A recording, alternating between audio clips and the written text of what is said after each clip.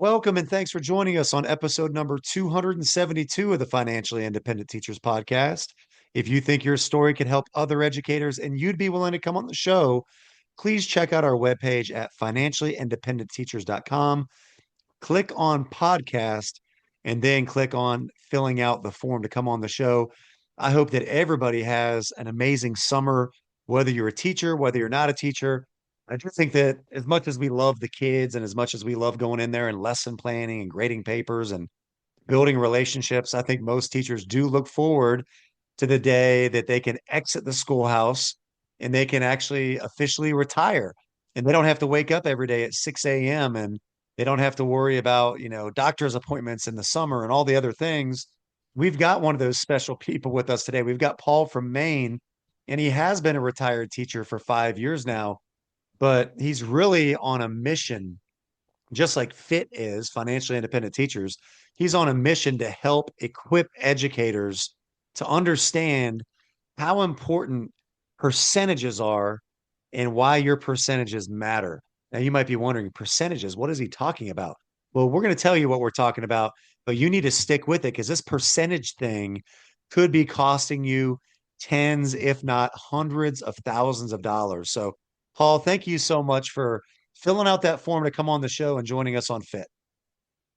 Well, thank you, Dave. I appreciate it very much. Yeah, I am on a mission, so to speak. I've jumped on the bandwagon, and I did find financially independent teachers as a result of my mission because I want to send the message to teachers, especially young teachers in their 20s, because starting early is very important. That yeah, it is true. It's very simple math, but it's all about awareness. And yeah, potentially you can lose 100, $200,000. Now, I'm sure you, like me, we know some teachers that are married to other teachers. I know several. So they both invest into questionable 403B plans. And again, there are very good ones with low fees, Vanguard, Fidelity, and so on. But these teachers that are married and they're contributing, they could be losing not one, 200, but maybe two, 300,000 in a career. Wow. Well, let's get into your career really quick so we can kind of lay the groundwork of, here you are retired, and you're caring passionately about teachers and helping them not make that 200, $300,000 mistake. Tell us a little bit about Paul's career and what your life looked like in education, how long you taught, where you taught, and what you taught. Yep. One thing that helped me out even before I started teaching was I grew up on a farm, and I know Maine is a rural state, but you might be surprised that farming in Maine, agriculture in Maine has just dwindled away to nothing. But I was fortunate enough. So I was making money as a 5-year-old. My father would give me $1 and I thought that was gold. So I did start teaching in my early 20s, in the mid 1980s, and I retired in 21. I taught personal finance or financial literacy twice. The first time seems like a century ago, but they taught us how to write a check. Yeah. And now it's about debit cards. And I had students with an active live spreadsheet investing into the stock market and things of that nature. So 2 rounds of financial literacy is really valuable in helping me see what was going on in the 403B world. What uh what did that look like in Maine? I know that with 403B Wise and Next Gen Personal Finance and all these groups out there pushing, I think we're Mhm. close to 30 states now that require some sort of personal finance in high school to graduate from that state. When you were teaching in Maine, was this a requirement? Was it a business class? Was it in the history department? And was it just an elective? It was an elective. Maine does not require a standalone class in financial literacy, which I think is a shame. It's a standard that was mandatory. So we had to teach it. It was a standard, but again, not a standalone class. So I was the one that taught that. It was one section, and if it's not one section or an elective, it could be taught on November 14th at 1:30, and the teacher goes, check. Well, I've taught the standard, and the principals might say, or the curriculum director, did you teach the standard? Yeah, sure did. And you wouldn't know. But I had we had about 350 kids. So about 15 to 20 kids got it per year. So I have talked with someone and they said that we want Maine to be among the 30, and it needs to be. Yeah, I would love to see Maine be another domino that falls because these kids need it. I don't know. I think there's pros and cons to everything. I think now there's never been a better time for somebody to invest because I could have all my kids. I mean, I could say day one of class in personal finance, which I teach. Okay, if you have a cell phone, please pull it out right now. Of course, they kind of look at each other like, what? We have a no cell phone policy. Why would you do that? I'm like, okay, well, you have a cell phone. If you have a cell phone and you have the ability to download apps, like hold it up in the air. And it's everybody, right? All the kids have it. They all have the ability to get apps. I'm like, okay, Mhm. how many of you with a cell phone have an app called Cash App, which is basically like the modern day of checking, right? Mhm. Where people are sending money electronically, Venmo, Cash App, back and forth, digital currency type stuff online. And I said, did you know that, even though you're 15 years old, if you have Cash App, not saying that it's the best place to do it, but technically you actually have a gate where you could open this gate and you could start investing in, say, the S&P 500 or an Mhm. index fund, even as a 14 or a 15-year-old on Cash App. You literally have to have an approval. You have to be 13, and then you need to send an approval with your parent or guardian. They can request that, and then your parent gets an email. And as long as they say yes, you're ready to go and ready to start investing, which could be a dangerous thing, right? If they don't know what they're doing. But that's a good thing Mhm. that kids can invest. But the bad thing is companies are doing such a good job of making this no contact purchasing, right? You can just double click your phone, you link up your checking account or your credit card, and you can do Apple Pay on your cell phone. And these transactions don't really seem real. So we're in this battle Mhm. of technology can be really good, but technology can also be really bad. And if we don't have people like you teaching these personal finance classes who actually care and they're not just checking a box to say that they did it, man, I guess you'll get what you get because right now America to me is in dire straits when it comes to our personal finances. Yeah. Well, I read or I followed a audiobook, J.L. Collins, I believe that's Yeah. him. Yeah, Yeah. he's been on our So, podcast multiple times. oh, excellent. Yeah. So his philosophy is passive and low index funds. I'm a Vanguard junkie. So I've had kids when I was teaching 5 years ago and so on, they would come in, well, I'm doing this, I'm doing that. And I'm like, hey, you've got to talk to your parents because, I'm an educator. I'm giving you the information and you take it from there. I know that our grandkids have a custodial account and one of them's 5 years old and the other one's 3.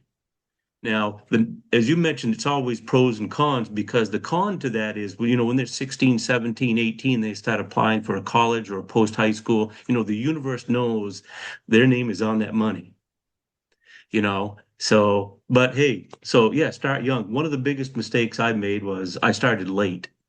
And if people could just say, even, when people are in their 20s, they got their first teaching job, they got a car payment, they got college loans, they're paying their rent, they're paying the utilities, they have nothing left. And I say, just make yourself $25 a paycheck, just do something to get started.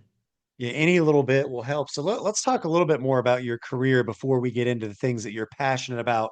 Let's Mhm. go back to your career in Maine. Did you teach just 30 years or did you go beyond the 30? I started long-term sub and then 86, 87. So it was more than 30, 32, 33. Gotcha. And if you could just, for a spectrum for our listeners to kind of frame this, I don't know how closely you look at Maine, or at least in your district. What would a starting teacher in Maine roundabout make if you're a bachelor's degree teacher and you're, maybe 22, 23? And what does it look like when you go to retire as far as what you can max out at on? Right. Okay. Well, I want to correct myself before we move on, but a couple of the years in the 80s was at a private school. So for those listeners out there, I started in 85, the math might not have worked. So you got to throw the couple of years of private school in there, which you don't get a Yeah, pension. that doesn't count toward the pension. Yeah. So, well, getting back to your question, again, I've been out 5 years. I know there's a very strong legislation in the state of Maine, and in the next 2 or 3 years, it's going to be gradual increases. So the minimum will be $50,000. Just so a minimum starting salary coming up here in the next maybe 18 to 24 months or so in Maine, Yeah. legislation aggressively pushing for that. And what can I look at topping out on? If, let's say that I have a master's degree and I've taught 30 years, could I approach 100,000 in most districts in Maine, or would it be less than that? Well, in Maine, are there teachers in Maine making over $100,000 salary? Yes, absolutely. But it's totally dependent on the community. We have some well-to-do communities where $100,000 for a veteran teacher, they probably coach a sport, they might have a club, so that's well within reach. And then you got some communities that are far below that. So it's unfortunate. Then you throw a cost of living in there because we have it's a joke for Mainers. We have Southern Maine and Northern Maine, and Southern Maine is much more well-to-do. It's closer to the coast, and Northern Maine or Eastern Maine is not so much. The proximity towards a an industrial center or a commercial center is a few hours away. But when I was teaching, I did more outside the classroom with coaching, master's degree, and a second degree after that, doing a club. And it was all for my pension. And the fact that I wanted to. I've always been a sports nut. I love sports. So I did some coaching as well as a club. But you can make a couple $100,000 just by doing that. And, a lot of teachers will say, well, I'll have a summer job and they'll go do it at a department store, Walmart, or whatever. But, if you do more things in the school, that will add to your pension and that the ripple effect towards your financial goals will just improve. Yeah, I think, some people might have, if they're driving, they might have had to pull off on the side of the road when you said if you just coach a sport, you might make a couple $100,000. That would be great. That would be like maybe small Division 1 level baseball or something like that. Yeah, But what Paul's talking about, if I'm not mistaken, you can correct me if I'm wrong, Paul, is like in North Carolina, obviously you're in Maine, so I'll tell you how ours works. In North Carolina, your pension is based on your highest 4 consecutive years. So what most teach now, usually that's your last four, but it's not always your last four. There are people that go from right. administration. Let's say you're making over 100 grand as an administrator, but then for whatever reason, you just don't want to do it anymore. You want to get back in the classroom, then you drop down to 70,000. Your pension is still going to be based on the 4 years where you're making 100,000 as an administrator. So what people like to do in that 4 year window is maybe coach multiple sports, do as many things as they can to up their pay, because that's what your pension is going to be based on. So, let's say that you don't coach anything and your pension is going to be 35,000 a year, but if you coach 3 sports in that 4 year window and boost your pay, maybe your pension goes up to 40 to 42,000 a year, $7,000 a year. Let's say that you're living off this pension for 30 years, that's Mhm. well over $100,000 more in your pension because your pension did increase by, maybe 5 to 7,000 a year. Is that how you were framing it? Or do we all need to move in Maine and coach hockey or something and make 200,000 a year? Well, I didn't want to make it sound so easy. You'd have to be a veteran teacher with a master's degree, maybe a second degree, coach a sport, have a club, so it's not just I'm just going to coach this one baseball team for 30 years and I'll be making 110. It's not that simple. And again, some communities probably won't have that option. I'm sure if there's some listeners from certain communities in Maine. That's not going to happen in their communities. It's just not.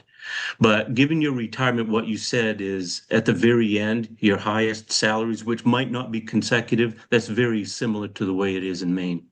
Yeah. And I think, one thing that people might say, and I do feel for it, like elementary school teachers generally don't have as many opportunities, at least in North Carolina, to make those extra stipends. Now, middle school, you can. I coached middle school baseball this year. I Mhm. thought that I was just volunteering. Like I was volunteering my time. My son was on the team. I was a Mhm. varsity baseball coach for a decade that I've been out of it now for 10 years. And I was like, you know what? My son's playing. They asked me to help. I'll help. Then I went and checked my June paycheck and I was like, oh my God, Mhm. like I actually Mhm. got paid for this. Like, and I called the Yeah. AD. I was like, thank you so much. I was just planning on just being a volunteer, but it was a nice little boost. And then I was thinking, okay, well, my daughter's coming up in a couple years and they've already offered, do I want to help coach, volleyball potentially? I'm like, Okay, well, I'll coach that. And now that I'm seeing what I'm getting paid, wow, that could be a nice boost in addition to all the other benefits that come out of it. It does make a difference for sure. Yeah. I know coaches in North Carolina that are making over 10 grand a year by coaching, maybe three sports combined. Oh yeah. Uh, in Maine, it's very specific to the school in which you're teaching. Um, Hmm. where I taught is if you coached baseball for 5 years, then your stipend would increase. So it's a longevity stipend. And then at 10 years, 15, 20, and Same. so on. So you get some of these teachers that have coached 30 and even 40 years. That's a nice little prize, you know? Yeah, I'll be transparent with mine. I quote unquote coach boys and girls tennis, but basically I'm an assistant. And Yeah. I down in North Carolina without a union, which we talked about before, we recorded coaches are encouraged or almost made to essentially get a CDL, and we drive the buses down here. So you teach Mhm. all day and then you drive your team to, XYZ, you coach the game, and then you stop at McDonald's or whatever, then you drive them back home. But now that I'm in like 20 plus years coaching experience, just to be an assistant that drives the bus, I can make, 26 to $2,800 per season. And I'm not even the person that's, fully in charge. You're talking about an extra 5 or 6 grand a year right there. So even if you're somebody who maybe doesn't feel like you could be a head coach, but maybe you're a paperwork person, you can deal with the physicals, or you can be the communication Mhm. person, there might be a role for you because in most places in America, with the way things are going with sports and education, it seems like they're having to turn over every leaf on campus to try to find somebody who's willing to do these coaching things. Yeah. Um, it was 5 years ago, but I had a coached a varsity sport and I was getting over $4,000 just for the varsity sport. What did you Now, some coach? I coached tennis. I've also Oh, coached nice. varsity baseball, but that was back in the 80s. So yeah, I enjoyed coaching. Challenging, but I enjoyed it. But some people say, "Hey, I need that break from school." And that's Yeah. understandable. And so they go get a job somewhere else. But I'd say, "Hey, if you can get a club or a sport," and I did both for a couple decades anyway, get yourself a master's degree. There's a lot of options out there that you can consider as a teacher that can help you and add to your pension. And if you're a North Carolina teacher and you're listening right now, I know that what Paul's saying is like nails on a chalkboard in a way. Like, yeah, go get your master's degree. Well, unfortunately, we know that in our state, Mhm. about a decade ago, they basically said there was research done by, I think, the John Locke Foundation or something like that, that having a master's degree doesn't necessarily correlate to, better learning in the classroom for the students. So North Carolina took that one study and said, why are we going to pay people an extra 10% if it's not Mhm. really impacting the kids? But in North Carolina, you do have the option to do the National Board Teacher Certification, which is a 12% Mhm. salary increase. Now, I've heard North Carolina teachers kind of punch back at that and say, yeah, well, but North Carolina's not going to pay for it. Yeah, back in the day, they would pay for you to try one time. Now you have to pay on your own. But I'd be willing to bet that you going for your national board certification for $3,500 is probably a lot cheaper than going to get a master's degree, because most Mhm. master's degrees are generally going to cost 10,000 plus. Yeah. Yeah. So something to No, think about. yeah, it is. I think a turning point for me was uh, I kept reading in the 1990s. A veteran teacher spoke to me and said, "Oh, yeah, you want to prep for your retirement." And I thought, why do I want to put money away that I can't use? I was 30 years old. That didn't make I can go any on sense to vacation me. with that money. Yeah. So my interest in that was zero. I was much more um, thinking about getting my house paid off, getting the car paid off. That's where it was. That's why I wanted the money. I wanted it now. And it didn't make any sense. And then I kept reading that I get into an insurance company and I kept reading about, annuities and how bad they were. And right around 2004, and by the way, that's when the Red Sox won the World Series. Uh, and I thought, I'm going to do something because I talked with a friend and he said he was with Vanguard and he was doing well. And I said, well, I'm with another company, an insurance company, and I was not pleased. So what I did is I opened up a Vanguard account and I did everything on my own. And I got my insurance company 403B and my Vanguard 403B to the same balance. I really didn't know, I was just compare shopping. I didn't know a lot about annuities and how the high fees and so on. So I just copycat and tried to make them an identical twin as much as possible so I could compare. And Vanguard took off. And ever since then, I've been a Vanguard junkie. Yeah. I'm not saying they're the best, but they're extremely low fees. And then I thought, then we went through the Great Recession. And after the Great Recession, I just committed to Vanguard 100% and it took off from there. But I did it all on my own. I read, I taught financial literacy. Doesn't mean that I know everything. My path isn't right for everybody. But, from 2011 to 2020, we had a bull market and I did very well. So you started in the mid 80s or so. Basically, Yeah. it sounds like you were almost in the dark for the first 15 to 20 years of your career where you feel like you're doing the Mhm. right thing, right? The person who's dressed really nice, we talk about on the show all the time, and they come to the Mhm. teacher's lounge and they're offering free pizza or free Subway sandwiches or whatever it is. You get a t-shirt if you sign up. And then you have other more veteran educators on the hallway that they don't know any better. They're trying to be nice and they're trying to mentor you and saying, like, hey, when Joe comes in or when Joe comes in today, you need to sign up for that annuity because I'm telling you, like, they're doing really good stuff for me, and I've seen it grow a little bit.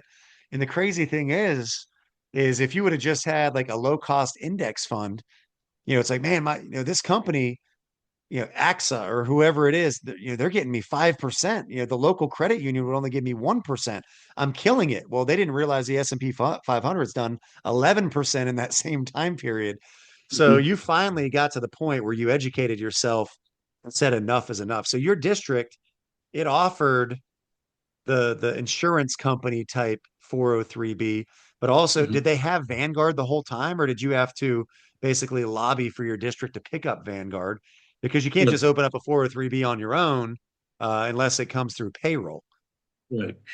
Excellent question. And this is the turning point for me. I contacted Human Resources and I said, give me a list of your 403B vendors. Now, I don't want to masquerade as a financial advisor because I'm not going to pick funds for people and I'm not going to say this is your Roth and this is what you should do. I'm not going to do that. But there is one thing that I think every teacher should do if they haven't done so by now is contact Human Resources and get your list of 403B vendors and go to your site, Fit, or go to 403BY's, talk to people and find the ones, Vanguard, Fidelity, et cetera, that have the low fees, the low index funds. And that's exactly what I did. And the ladies on the phone said, yes, we have Vanguard. And I said, great, let's start. And that was a turning point for me. And it made all the difference in my career. Yeah, I think, people just don't know. Teachers are extremely busy with grading papers and the stress of the classroom and all the other things, state testing. I think a lot of teachers, I've heard many of them say, even at my place of employment, like, hey, coach, like we need to get that, the 403B or the 457. If I just get that 457, I heard it's doing great. The Mhm. 457 is doing great. Well, the 457, the 403B, it's not doing anything. It's just a container. Like I'm holding up a cup of water right here. It's just a place to keep your money. You could leave it in cash if you want to. It's not going to grow at all. You could invest it 100% internationally. You can invest it in something like the S&P 500. You can invest it in bonds. The 403B, like don't get it twisted. If you're out here listening and saying, man, Paul, I'm in the same district and I've got the Vanguard 403B, I'm guaranteed for success too. Well, you also have to know like which Mhm. uh, products to buy. Most 403Bs have maybe 10 to 15 different products. It might be large cap US fund, S&P 500 type thing. It might be small cap, mid cap. It might be a potentially, why am I forgetting the name of it right now? Um, help me out here, Paul. An age-based thing. Why am I forgetting the name of that? Target funds. Yeah, target date retirement fund. Thank you. It could be Yeah. a target date retirement fund. Like you'd still have to pick something. It's great that you open the 403b, but don't Hmm. think that the 403b is the one that's doing the work for you. That's just the container. And inside of that Right. container, you could have water, you could have lemonade, you could have soda, you could have coffee. You've got to then pick. And what I would always recommend is study those different funds, see what their rate of return has been the last 12 months, the last 5 years, the last 10 years. And then you can slowly kind of gauge what seems to be working and maybe what doesn't work. Because I had a friend that had a stable value fund, Paul, just like you. She taught over 30 years. And when she went to retire in North Carolina, we have a 401k. We don't get a match, of course, but we don't get anything extra in North Carolina, but we have a 401k. And she said, you know what? I've been investing $50 a month for the last 20 years. And I went and I looked at it and I was like, okay, this is good. You've got over $50,000. I mean, it's not a ton, but at least you have something. And then I looked at what she was invested in. It was a 100% stable value fund that had an under a 3% rate of return. And during that same period, she could have got 10 Hmm. plus percent in the large cap index fund. She probably lost 50 grand talking about your percentages, Paul. Hmm. Yeah, I can certainly understand it. Yeah, I don't want to send a message that, hey, this is what I did and it's going to work for you. I think I've already said that, but that's just not the case. And in fact, the 403Bs, there are some excellent ones, and then there are some with high fees, surrender fees, and they don't even tell you what the fees are because you're too busy eating pizza or something. One thing that I did in that container that you said is Vanguard has, and they all do these days, but they have an ETF screener with a bunch of filters, international, the risk factor, all that type of stuff.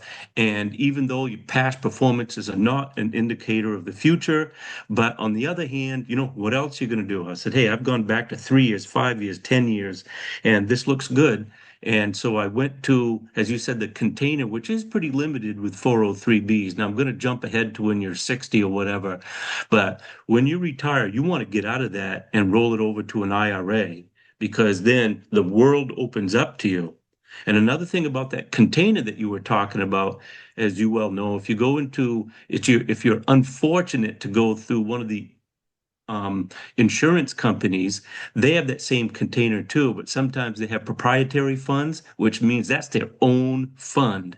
And they make a better profit margin out of that. And that's just another layer of how they're siphoning you. Yeah, that's critical. I had a friend and a coworker message me literally today and it was like, "Hey, Fly, my last name's Fleischer, so everybody calls me Fly for short." They're like, "I just saw on the news today that, via legislation and the Trump administration or something, that now within a 401k, you can buy individual stocks and like Bitcoin and crypto and all this kind of stuff or whatever." I was like, "Yeah, I've seen some stuff out there." I said, "I haven't researched it." And he said, "Do you think I can in my 401k in North Carolina buy SpaceX?" Because we've all heard the news that Yeah. Elon's going public with SpaceX. And I said, that might be a change, but in North Carolina, you're still going to have like the same 12 options you had. They're not going to let you buy individual stock within your state teacher 401k or your 403b. They're going to give you within power these 10 to 15 limited options. So, it doesn't mean you can't buy SpaceX, but you'd have to do that on your own. But to Paul's point, whenever you do exit and you retire, let's say your money is with Empower, if it's with Voya or AXA or even Vanguard, you're going to have limited options in the workplace. And no, when you retire, you no longer have the ability to contribute to your 403b because you're no longer working and it has to come out of your paycheck at work. But you can roll that into your own traditional IRA. And then, like, if you want to put 100% of it on Microsoft, you could, or on Apple. Now, I'm not saying that's a good idea, but when you have all of that in your own account, the world is your oyster, whether you want to do index funds, bonds, whatever. But you are limited within the 403bs. Yeah, absolutely. Now, you earlier a few minutes ago, you said 457B, which I would highly recommend. Again, I'm Love not a it. financial advisor, but that again has that container. It's very restricted. That's the negative side of it. I'd like to have more options, but with a 457B, and a lot of teachers will love this when they hear it, as you well know, Dave, that when you're done, you can withdraw right then and there without a penalty. You don't have to wait till you're 59 and a half. What a gravy train that is. No, it's amazing the 457B. And the one thing I was so excited, Paul, they always say if it sounds too good to be true, it's probably too good to be true. I was talking with a friend of the show, Chad. He's up in Durham, and him and I became friends through all of this same stuff, 403BYs and everything else. Mhm. And him and I were like, why wouldn't we, like our Roth IRA, we can only put in $7,500 a year into the Roth, into that container, into that cup, and then you're maxed out. But the 457B, you could put $23,500 in, and there's a Roth version. How amazing is it that I can like do 7,500 in Roth in my Roth IRA, then I can do another 23,000 plus in a Roth 457, and I can touch it before 59 and a half. But it's almost like rock, paper, scissors. Paper beats rock, scissors beat paper. I guess Roth rules beat 457 rules. So if you're somebody out there and you thought you could beat the system like Chad and I, if you have a Roth 457, you still have to wait until 59 and a half to touch it. But if you have the traditional version, you can touch it anytime as soon as you separate service. So if you're out there and you're thinking about that, I just want to toss that out there into cyberspace. Yeah, it's interesting. This is a age-old debate about financial advisors. And, there's a sample population out there that'll say, well, the first thing you need to do is get a financial advisor because they can help you get to your goals, your long-term goals, all the benefits that you want, et cetera, et cetera. Don't listen to your uncle down the street. Don't listen to the guy at work. Don't listen to your sister's third cousin or whatever. You get yourself a final advisor. Excuse me, a financial advisor. There's another sample population, and it's called FIRE, Financial Independence Retire Early. That's not me, but I think I might be like the junior varsity type of that, where no, I'm going to do it on my own. I've I think of this might be a repeat, but I've never given a penny to a financial advisor. I do a lot of reading on my own. It's not that difficult. It's Algebra 1. And I think sometimes, and this is the debate, sometimes I think people will try to instill fear into you that you can't do it on your own. And again, that's not a selling point. It's a matter of preference. It's your path that you have to determine. And this is a path that I chose. And I do think my wife, being an accountant and estate planning and things like that, can be an extremely valuable way to go. For sure. We had Nancy on the show last month that I work with, and she's getting ready to go into her last year as she heads into retirement. And she's Mhm. super happy with a group in Raleigh called Beacon Financial. We had Chip on the show before, and then she listened to the podcast, and now heading into her retirement, she is using him as a financial advisor because she says, even though I could probably do it on my own, just basically my security gland feels so much better. I know I'm paying Yeah. fees, but they've also saved her tens of thousands of dollars in other Mhm. areas when it comes to when to pull, when to not pull. So, like Paul said, like you have to know yourself. If you're somebody who wants to do the DIY fire type stuff, you better be listening to a lot of podcasts, you better be reading lots of books, and you surely have the capacity to do that and manage it. But if you don't want to spend that time and you'd rather just Mhm. truly have it be passive, understanding that you're going to pay somebody else a fee to manage your stuff, just understand that you are going to miss a little slice of that pie. But Mhm. if that gives you the peace of mind, then by all means, peace of mind is everything. If you're stressed out and you're freaking out about every news story about the market, maybe it is better to have somebody watch your money. And there are fee only financial advisors. You could pay them, maybe 500 bucks an hour and meet with them just a couple times a year. Or you could pay somebody just a flat rate of, hey, we pay you 150 bucks a month and they monitor your portfolio. So I love that you talk about that, Paul. That, hey, I'm not here to tell anybody else what to do, but this is what's worked for me. Right. Yeah. And that's an interesting point because, the questionable 403B vendors that are charging 1.5, 2% and stuff like that and so on. And some people say, well, if I go get a real financial advisor, they're going to be charging over 1% or over two. I says, yeah, but they're not masquerading as a financial advisor. They're real. They're They're not insurance fiduciary. salesmen. Yeah, exactly. With pizza, or little gifts in your mailbox and so on. Because I've had some colleagues, they said, yeah, I hooked up with an insurance company in the late 80s and I don't get texts, emails, phone calls, nothing. I'm like, yeah, you get the quarterly statement and there's no correspondence. Yeah. And that's not an advisor. Yeah, So what a yeah, you deal get, for them. What a deal for them. They get you to sign up. They spent 40 bucks on pizza. They get yeah. five people to sign up that day. You sign your life away. There's surrender fees. There's a 2.5% assets under Mhm. management fee. Then there's other fees. You can't even maybe get out of it until you separate service. And they never Mhm. talk to you again.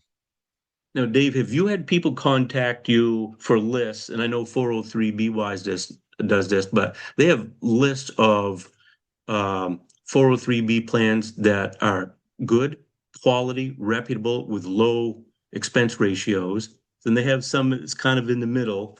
And then the red column, which is Yeah. the alarm, don't go to these. They're overwhelmingly insurance companies. And that list is long.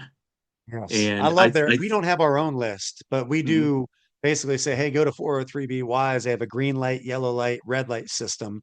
Green is yeah. good, yellow is so in the middle. You might want to slow down and think about this. And red is like, this is not good at all. And a lot of the ones that we are offered at our districts are in the red.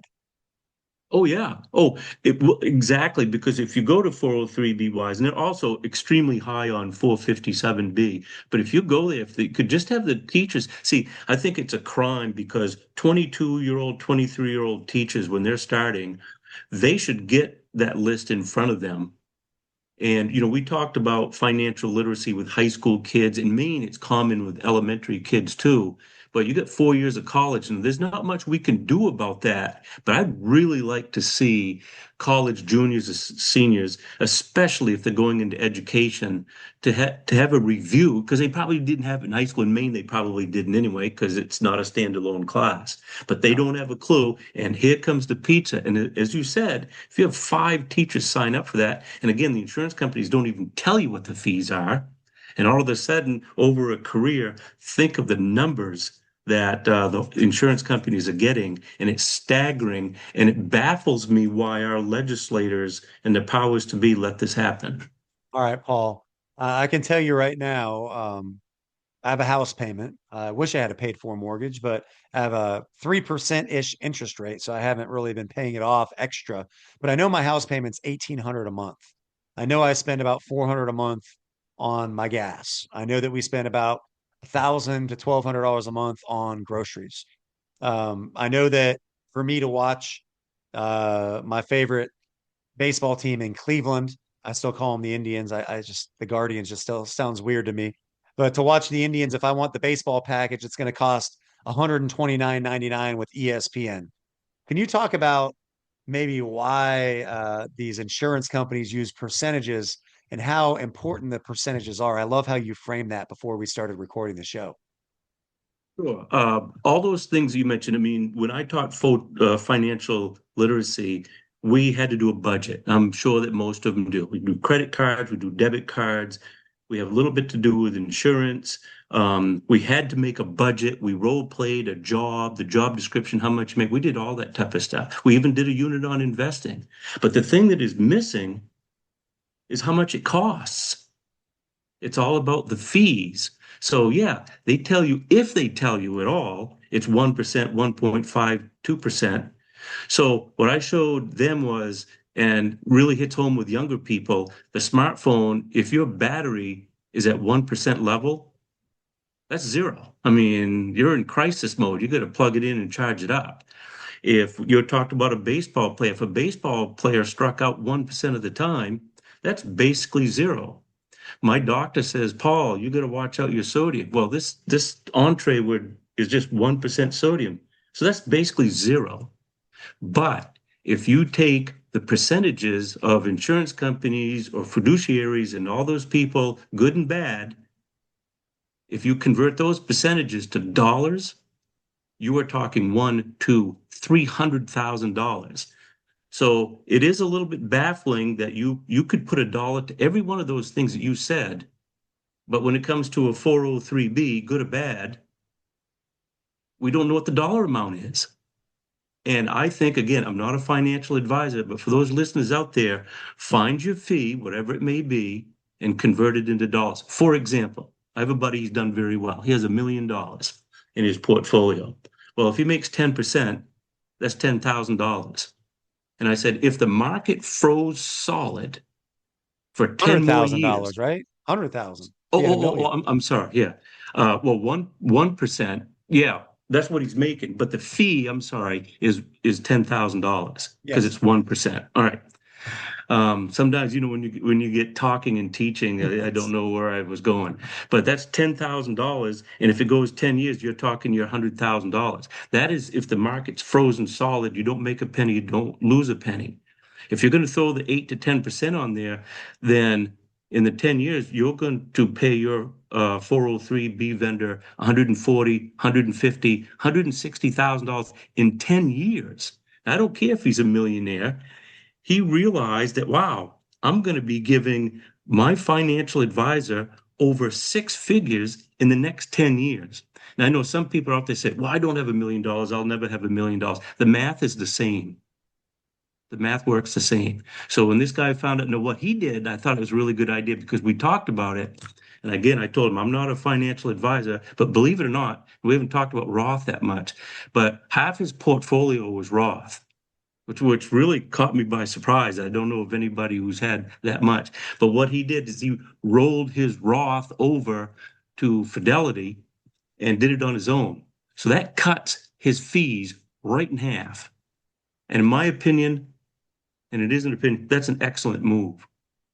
Yeah, and that's like imagine your friend, I don't know his age, but let's pretend that your friend is 58 and he's 58 with $1 million in a portfolio.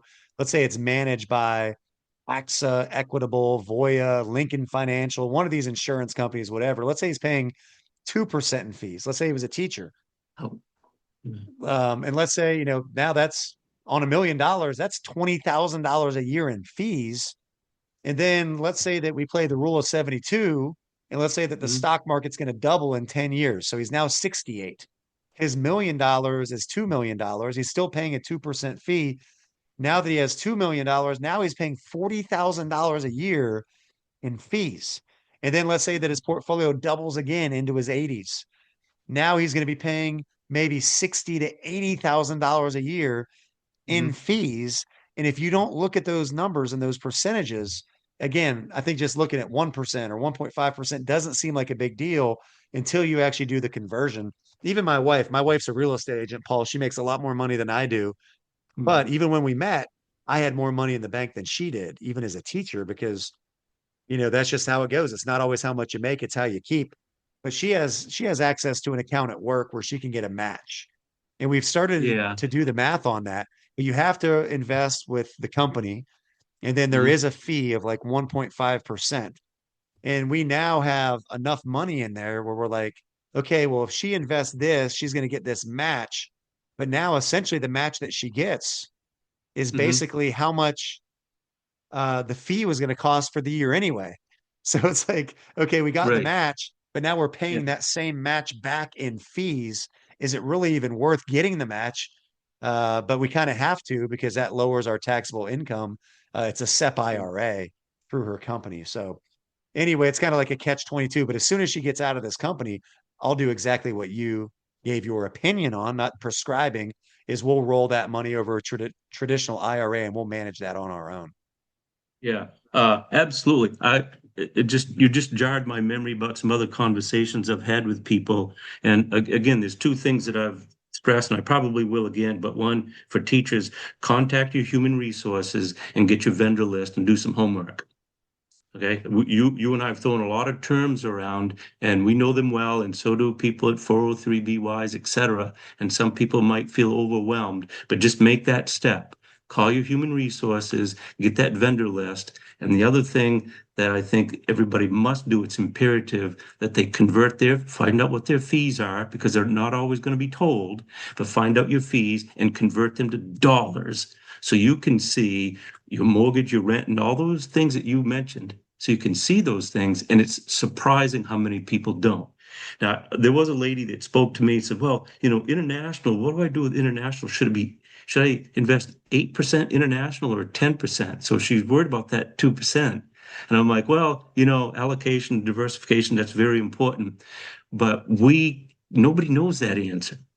But what my point is, she was stressed and putting all her attention to 8% or 10% or 12%. And I said, put more of that thought and commitment and self-education to converting your fees percentages to dollars, and the light will come on. I think that's a great place to start. That's almost something that we're planning on maybe doing a workbook for our book, The Fit Position. And basically that you can read the book and you could go through the book and then you have like homework assignments to Hmm. go along with it. I think that'd make a great section in a fit workbook of, hey, now it's time to figure out what your Yeah. fees are. It's almost like an action step list of things to do. And okay, you've got 100 grand in this account, your fees 2%. Okay, well, this year I'm going to pay $2,000 in fees to, my insurance agent person, salesman that I've never talked to again. Let's get back to the Paul train here, talking about your life a little bit. You did retire 5 years ago, and now you're on this mission to help out and help teachers. You've helped a lot of people today. And you said you got a late start. Is it still possible for somebody like you who got a late start to become a net worth millionaire? And is that something that you ever ended up accomplishing? Yes, I have a net worth over $1 million. The turning point for me was again in 2004. The bull market helped quite a bit from 2011 to 2020. Something that we have not talked about was the catch-up plan once you're 50 years old. Yes. Now, a lot of people are going to say, when I tell you this, you're going to say, well, this isn't a good thing. No, financial advisors are not going to agree with this. But with a catch-up plan, I threw everything in there as much as I could, what I felt comfortable with. So I had a checking account with a minimum of $100. Everything else was in the stock market. And they talk, well, you should have an emergency fund. Well, my definition of an emergency fund is, well, if there's a crisis, I'll put it on a credit card. And I've always paid my credit cards off, always, every month. So if there's a crisis, I'll just use my credit card. And within the credit card cycle, I can go to one of my accounts and pull out the money that I need. And it's like, well, you'll have to pay capital gains. Well, it's how many emergencies have I had? None. So it's just sitting there going, yeah, there's a risk factor, but that's what I did with my catch-up plans and my emergency fund is, they want it more liquid, but I said, there it is. I can go get it anytime I want. So Gotcha. I really took advantage of the catch-up plan. I'm interested to hear about the Maine pension as we get ready to wrap up here. And there's so much we could talk about. I really enjoyed this conversation. Um, if you're comfortable sharing, what does your pension look like from a 30-year career in Maine? Is it, making $60,000 a year the rest of your life? Do you know the Yep. rules on, you have to be a certain age to finally start collecting on the pension? Can you talk a little bit with the teachers about that, just so they can compare with their state? Yes. Well, again, it has a lot to do with how many years you've been teaching. I was just over 30. I know some teachers that are teaching 40, 50 years. The pension is not my strong point. But what I did was, there's seminars that are available and, you get the 4% withdrawal, like how much do I need to retire? Then you start talking about Roth conversions. You start talking about required minimum distributions, your RMDs, and IRMA. You're familiar with that when you get in around up in there as well.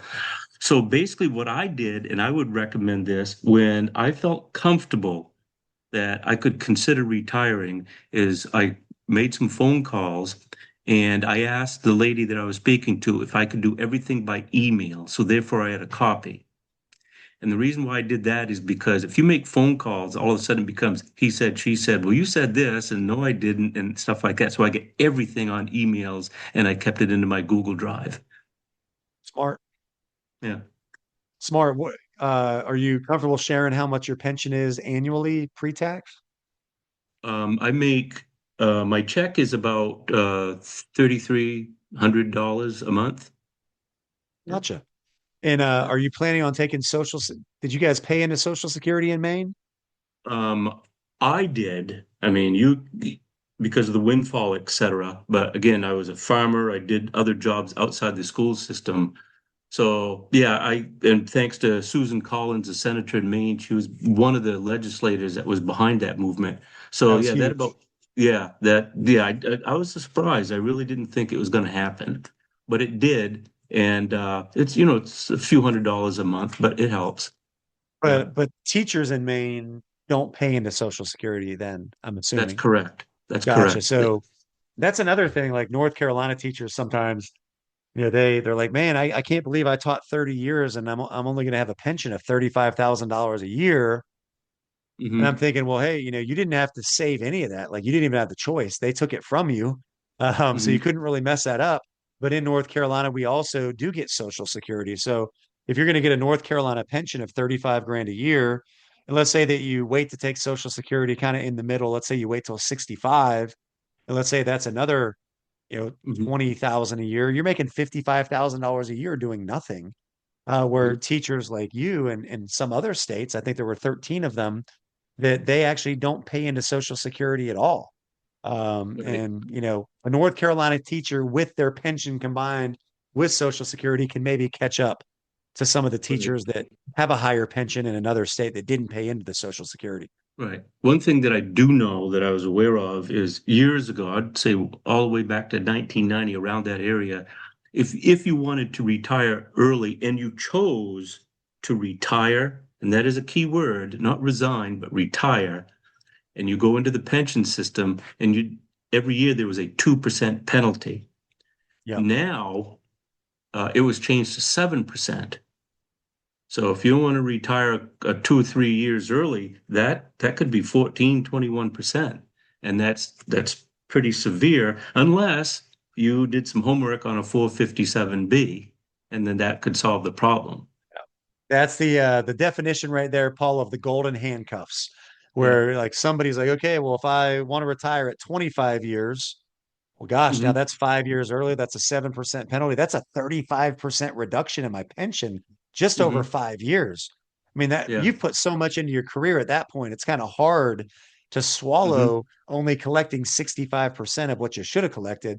However, the only Yeah. option really is if somehow you have like maybe cash flowing rental real estate, or like you Yeah. mentioned, maybe the 457B to be able to be Yeah. that bridge to enable you to take that hit. But I think for a lot of people, that's a tough hit to take. Yeah. Ours is I, I 5% in North Carolina. I did fall into a puddle of luck, as some people say, but I do have a rental property in it's a college town. Some people said, well, if you're going to be a landlord, you are going to be in court. It's almost a guarantee. I've been very lucky and fortunate. I do 99% of all the maintenance myself. That saves a lot of money, and it's working well for us. The second thing is my wife, she's an accountant, and I give a lot of credit because, if you don't have a partner that's supportive, I mean, I've known some people, a dollar comes into their house, $2 goes out. Well, then obviously that really kind of puts a damper on your goals. So, there's things like that that have happened that have been in my corner, so to speak. Well, this has been a lot of fun, Paul. I'm glad you found us. And, I hope you're willing to engage on social media with us and comment on some things. And you're always welcome to come back on the show. I think you've got a valuable set of information. Not only, I love when there's teachers, but Mhm. also teachers that are super hyper focused on the personal finance to spread the Yeah. gospel of personal finance and help other people. That's kind of what our mission is here at Fit. I think I sent this to you, but I know we're at the end here, so I'm gonna make this quick. But I came up with an interactive simulation of when a teacher starts at 22 years old, and in their 20, I have four fictitious companies with four different fees. But when they play the game, starting in the 20s, 30s, 40s, 50s, they have to record their balance, but they can't tell anybody. We go through the vocab, all this terminology that we talked about, and then all of a sudden, when the game's over and they're 60, 65 years old, then I show them the fees of the fictitious companies, and the jaws hit the floor. They cannot believe that 0.51% can be that much different, but it is. And that's the shock factor of this game. Did I send you that lesson?